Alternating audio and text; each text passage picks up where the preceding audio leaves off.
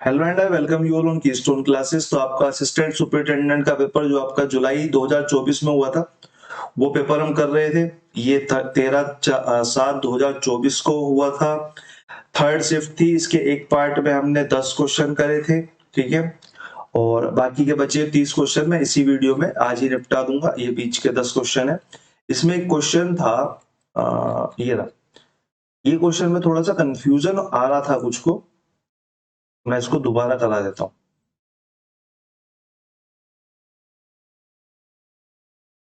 पहले हम इसको करेंगे फिर बाकी के 30 क्वेश्चन पे चलेंगे। हमसे कहा है find the least common multiple of 1.6 and 1.8। आपको यहाँ पे एक बात समझनी होगी कि अगर मैं जब लीस्ट कॉमन मल्टीपल या एलसीएम की बात करता हूं तो वहां पे मैं वैल्यूज में इंटीजर की मल्टीप्लीकेशन करता हूं। इंटीजर से मेरा क्या मतलब है, 1 2 3 4 5। जैसे कि अगर मैं बोलूं कि 2 और 5 का जो है लीस्ट कॉमन मल्टीपल क्या होगा, तो मैं 2 और 5 का लीस्ट कॉमन मल्टीपल के लिए 5 मल्टीप्लाई 2 मल्टीप्लाई 1 यानी कि 10 हो जाएगा, ठीक है। यानी कि यहाँ पे हमने इंटीजर्स की वैल्यू जो है वो मल्टीप्लाई करी। अब यहाँ पे कंफ्यूजन क्या आ रहा था कि कुछ कह रहे थे कि 1.6 और 1.8 का जो लीस्ट कॉमन मल्टीपल है 1.4 बनेगा, 1.44। अब ये तो देखो वैसे भी नहीं बन सकता क्योंकि ये तो 1.6 से ही छोटा है। आप समझो, ये तो 1.6 से ही छोटा है।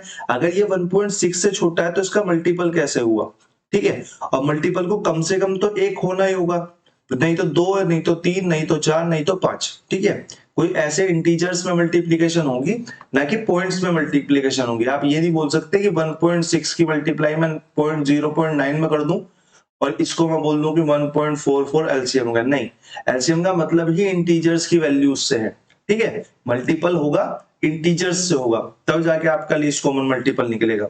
इस केस में कंफ्यूजन इसलिए हो रहा था कि मैं 1.6 और 1.8 जैसे मैं ट्रेडिशनली करता हूं कि 1.8 मल्टीप्लाई में इसमें जो नहीं है, इसमें 0.8 नहीं है, तो मैं इसकी मल्टीप्लाई कर रहा था तो ये 1.44 आ रहा था।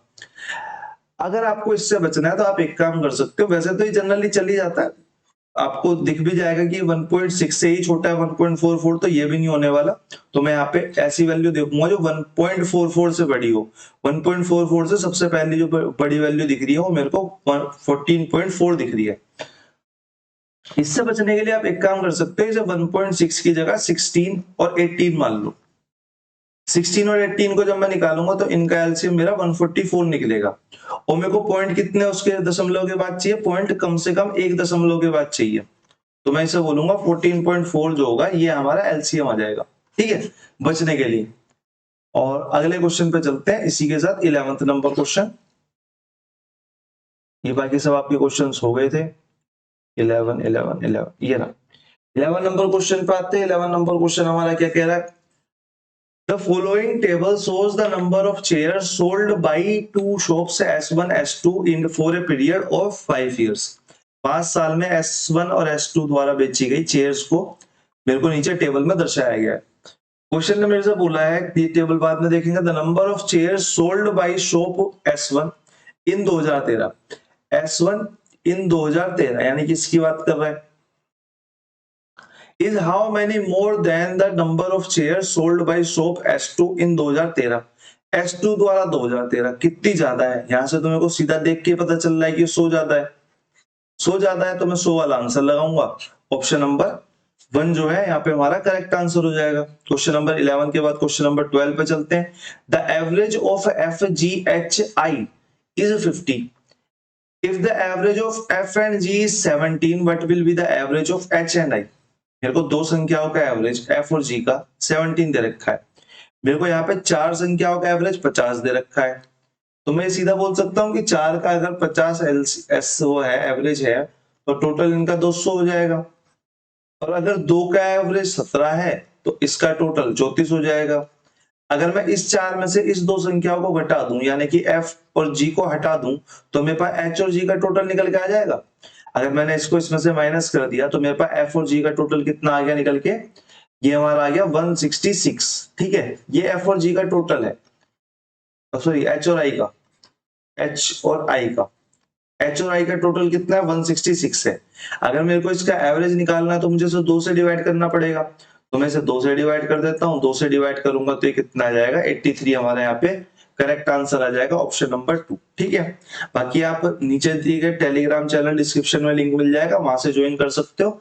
वहां पे आपको पेपर और जो आगे पीडीएफ बनेंगी वो आपको मिलती रहेंगी। ठीक है, बाकी उसमें पढ़ी हुई बहुत सारी हुई है। क्वेश्चन नंबर 13 पे चलते हैं। क्वेश्चन नंबर 13 हमारे वार्डन में बहुत ज्यादा बार रिपीट हुआ था। वार्डन के पेपर में भर भर के क्वेश्चन आए थे। ठीक है, what is the value of 1 की क्यूब, 2 की क्यूब, 3 की क्यूब, 50 की क्यूब। बाकी रही आपकी टीजीटी पीजीटी की बात, मैंने आपको एक पेपर डाला है, एक बार आप उसे अटेम्प्ट करो, टीजीटी और पीजीटी। एक पेपर मैंने टेलीग्राम पे डाला है आपके, एक टीजीटी का स्पेशल एजुकेशन का पेपर था, उसकी मैथ बहुत अच्छी आई हुई है, बहुत अच्छी, मतलब कि इन जनरल तो वो 20 क्वेश्चन करने में बहुत मुश्किल है एग्जाम टाइम में, लेकिन वो प्रैक्टिस के लिए बहुत अच्छी मैथ है, तो आप उसे कर सकते हो। 2024 का ही पेपर है, जिसको कोई डाउट हो वो 2024 का ही टीजीटी स्पेशल एजुकेशन का पेपर है। 1 की क्यूब, 2 की क्यूब, 3 की क्यूब और 50 की क्यूब। हमें पता है इसका फॉर्मूला क्या होता है, इसका फॉर्मूला हमने बहुत बार करा है, इसका फॉर्मूला तो हमने बहुत बार करा था ना वार्डन के टाइम पे। क्या होता है, एन स्क्वायर और n प्लस 1 का स्क्वायर अपॉन में 4, ये होता है।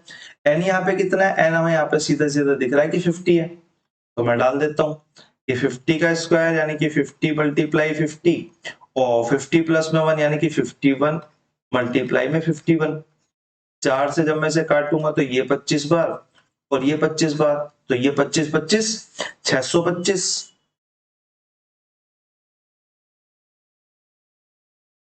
25 25 625 मल्टीप्लाई में 51 की मल्टीप्लाई 51 में करेंगे तो ये आता है हमारा 2601।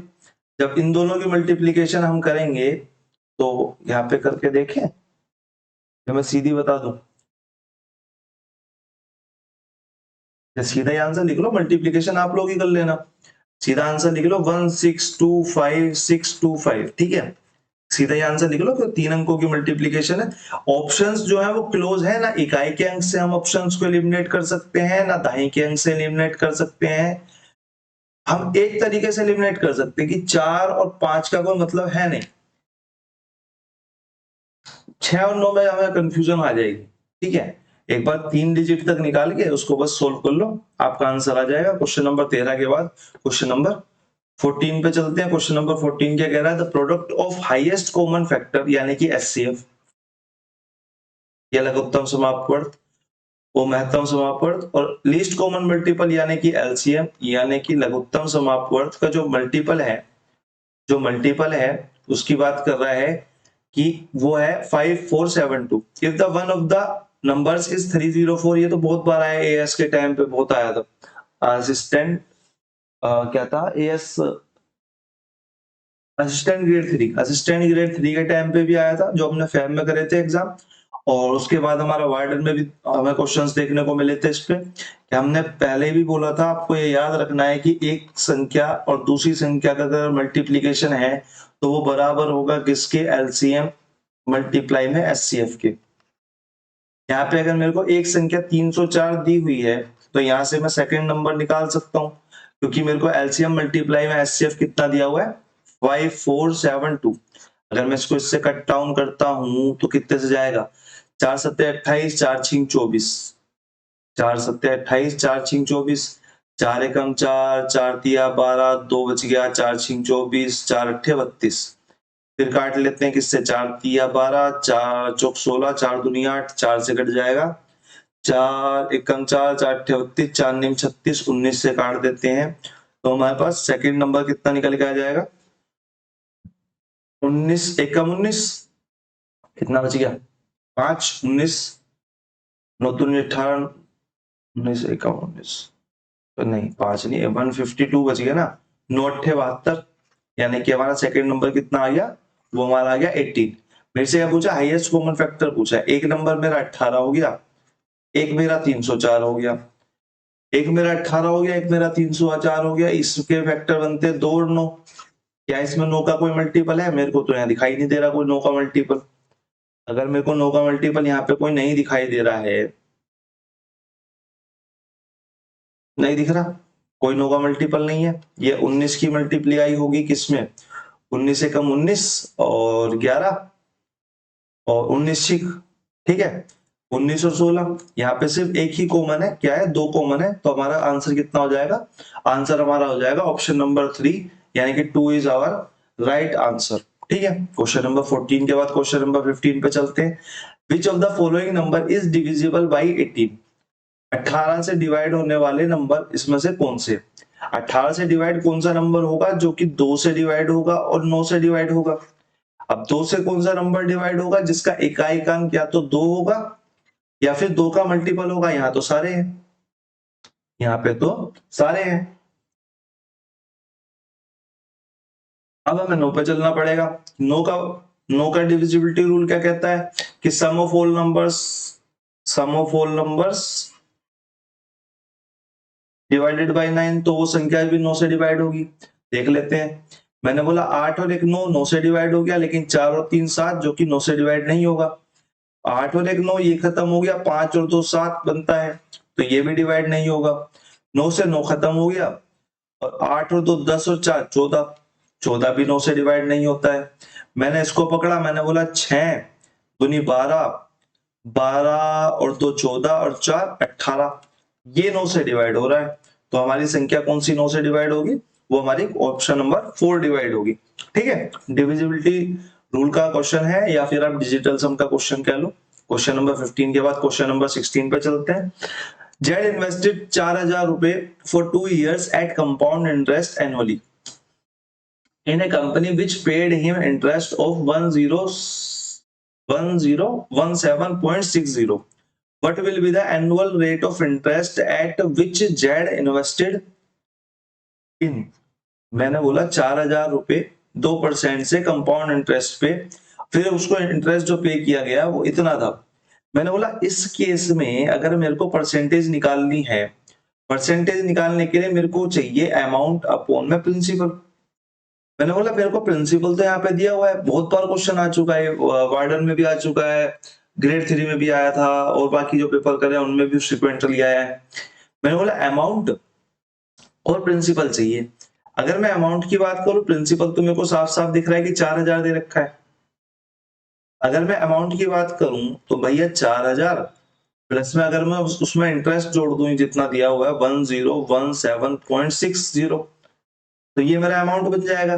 बस यहाँ से काटा पीटी करनी है मुझे जितनी करनी है, और मेरा आंसर आ जाना चाहिए। तो मैं बोलूंगा ये कितना आ गया हमारा, ये हमारा आ गया 0.60 और 710 और 5 डिवाइडेड बाई 2 जीरो और हटा देंगे, 4000 के साथ 40,000 बन जाएगा, सॉरी 4 लाख।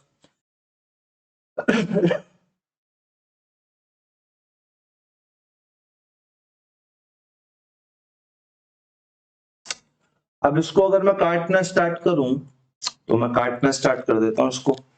मैं काट देता हूं सबसे पहले से 4 से, कि 4 एक काम 4 0 0। अब मैं इसे तोड़ लेता हूं, एक काम करता हूं, 2 0 और 10, ठीक है। 4 एक कम 4, कितना बच गया 1, 4 दूनी 8, कितना बच गया 2, और 4 पंजे 20, कितना बच गया 1, 4 चौक 16, 1 4 चौक 16 और 0, ठीक है। 2 0 2 0, 4000 तो यहां तक था ना, हाँ ठीक है। 1 0 से 1 0 काट देते हैं, फिर 4 से काट लेते हैं, आगे लिख लेते हैं 4 तिया 12, 4 एकम 4, 4 तिया 12, 4 छिंग 24 डिवाइडेड बाई 4 से काटेंगे तो 25 मल्टीप्लाई 100, और इसको फिर 4 से काट देंगे तो ये 25, 4 सत्ते 28, 2 3, 4 अट्ठे 32 और 4 चौक 16। मेरे पास आ गया 784 अपॉन में 625। अब 625 तो 25 का स्क्वायर होता है। 784 किसका होगा? 784 आसपास के किसी डिजिट का होगा जिसका इकाई अंक 4 आएगा, तो 8 8 64, तो 28 का स्क्वायर होगा, ठीक है। 28 का स्क्वायर होगा, यानी कि जो हमारी राशि है वो 28, 25 से 28 हो रही है। अगर 25 से 28 हो रही है तो 3 मिल रहा है कितने पे? 25 पे। भाई 3 इंटरेस्ट मिल रहा है 25 पे, परसेंट निकालने के लिए 100 से मल्टीप्लाई कर देते हैं।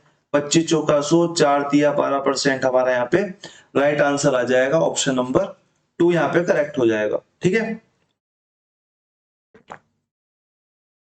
क्वेश्चन नंबर 16 के बाद क्वेश्चन नंबर 17 देख लेते हैं। The pie chart given below shows the production of wheat in 6 states. The total production of wheat in these 6 states taken together is 2160. मेरे को डिग्रीज में दिया हुआ है, मैंने बोला डिग्रीज में दिया हुआ, तो 360 डिग्री की वैल्यू जो है मेरे को 2160 यूनिट दी है। अब अगर जरूरत पड़ेगी तो मैं इसे यूज करूंगा, नहीं पड़ेगी तो मैं इसे यूज नहीं करूंगा। ठीक है। The production of wheat of any particular state is shown in the term of degree measured with respect of its share of the total production of wheat by all 6 states. What is the difference in units? Units में बोल रहा है, यानी कि मेरे को इसकी जरूरत पड़ेगी। Between the total production of wheat by A and C and total production of wheat by B and E. A और C का जो टोटल प्रोडक्शन है मैंने देखा ये 48% और 148% है। 48% और 148% है, तो 8 दूनी 16 का 6, एक हासिल, 4 4 8 और 1 9, 196 डिग्री है। अगर मैं बी और ई की बात करूं तो बी का कितना है 62 है और ई का कितना है 30 है।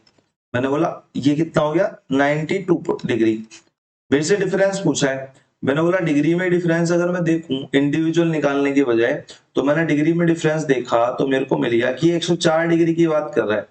अगर 360 डिग्री हमारा 2160 है तो मैं 104 डिग्री निकाल सकता हूं। 104 डिग्री कितने के बराबर हो जाएगा? 104 डिग्री हो जाएगा 2160 डिवाइडेड बाई 360 मल्टीप्लाई बाई 104, 10 से 10 और ये 6 पे चला जाएगा, 6 चौक 24 यानी कि इकाई का अंक आएगा 4, तो हमारा 624 जो है राइट आंसर आ जाएगा। ठीक है, 104 की मल्टीप्लाई 104 इसमें करेंगे, 6 में करेंगे तो ठीक है 624 हमारा करेक्ट आंसर हो जाएगा। क्वेश्चन नंबर 17 के बाद क्वेश्चन नंबर 18 देख लेते हैं।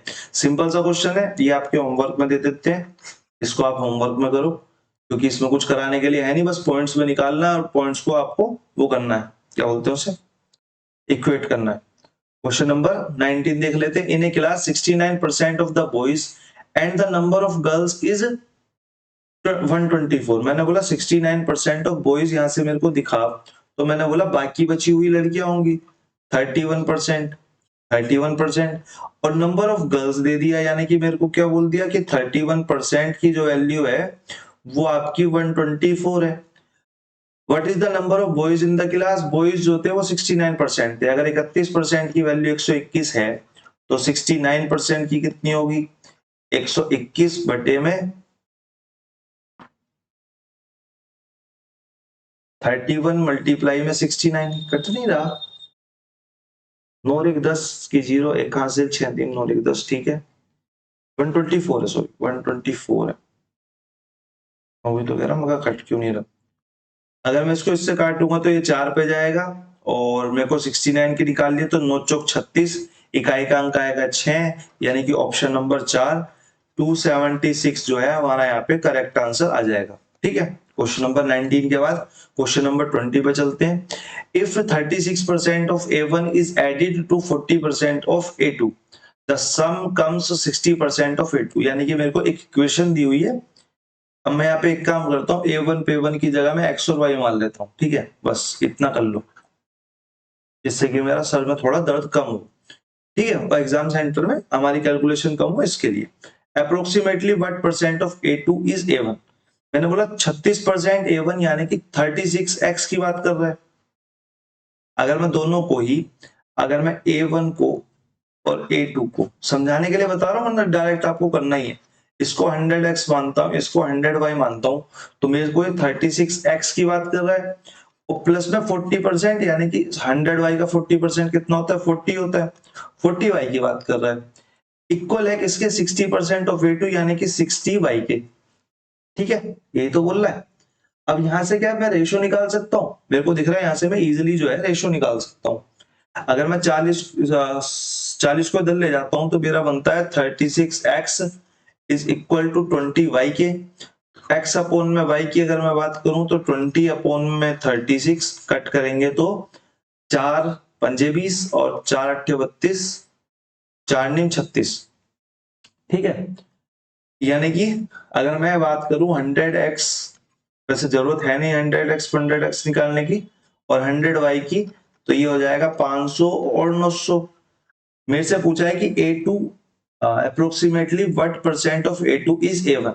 तो A1 जो है A2 का कितना प्रतिशत है, मैंने बोला A1 जो है वो A2 का कितना प्रतिशत है, निकाल देते हैं। 2 जीरो से 2 जीरो खत्म, 9 से काटेंगे, 9 पंजे 45, फिर 9 पंजे 45, फिर 9 पंजे 45, और ऐसी सीरीज चलती चली जाएगी। तो ये 5 यहाँ पे लास्ट में 6 बना देते हैं बढ़ा के। ऑप्शन नंबर 4 यानी कि 55.56% जो है वो आपका यहाँ पे राइट आंसर हो जाएगा। मैं माफी चाहता हूँ, गला बिल्कुल साथ नहीं दे रहा है, कंटिन्यू हो नहीं पाएगा। तो आवाज आपको सुनाई भी दे रही होगी, आवाज में थोड़ी सी भारीपन है।